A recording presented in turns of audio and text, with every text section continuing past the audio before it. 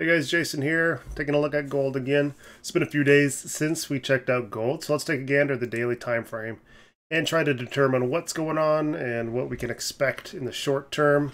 So right away, I'm looking at some higher highs and some lower lows. So we had 1326, then we had 1346. Did we get a higher low? No, we broke all the way down to 1280, and now we're on our way back up again.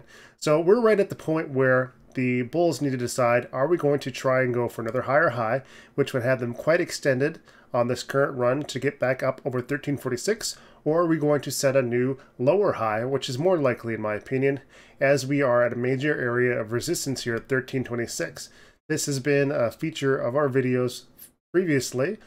This is the origination of this resistance. It acted as a major resistance here in January, and multiple times throughout this area it has been a zone of resistance for us.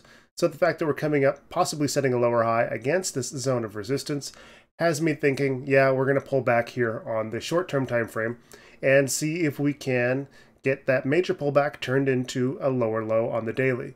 So let's jump to our 4-hour time frame and we'll take a closer look at what's happening at that scale.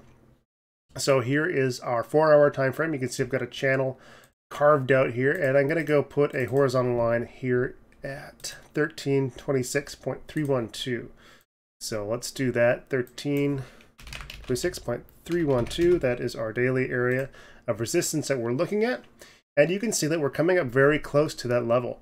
And on the 4-hour time frame, we've got a very nice channel, some sideways, sorry, not sideways trading. We got a nice uptrend happening. There we go. We have the right words and we're using them appropriately.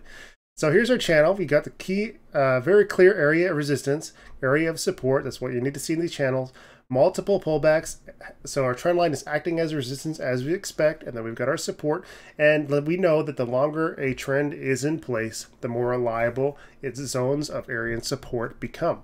So we can see that we've got 1, 2, 3, and now potentially a 4th area of resistance for a potential pullback. Now, if we go back to our daily time frame, we know we're expecting pullback or resistance at 1326. So here we are. We see our 4-hour channel coming into its own resistance at the same level of the daily resistance. Double stacking those resistance levels makes us very likely for a pullback. So if we go to our daily time frame, we know that we're going to set a new lower low is a break of 1280.922. So let's try and copy that. How do we clone it again? There we go. Let's write in our level 1280.922. And way down there is where we got to fall.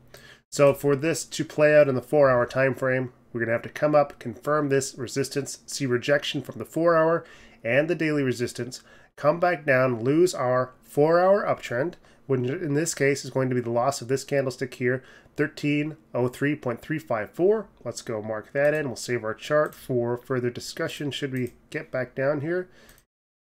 So daily resistance, trendline resistance, break, loss of trendline support, loss of 4-hour lows would have us looking a lot more bearish on the 4-hour time frame, and that would play into the narrative of that daily pullback and setting of a lower low. So that's what we're going to be watching for. Short-term plays are going to be potential break of our resistance, potential break of our support level on this channel, and then looking for short opportunities around 1326 and the conjunction of our 4-hour uptrend resistance. That is it for today. I am going to find a whole whack more allergy medicine. Have a good night, guys.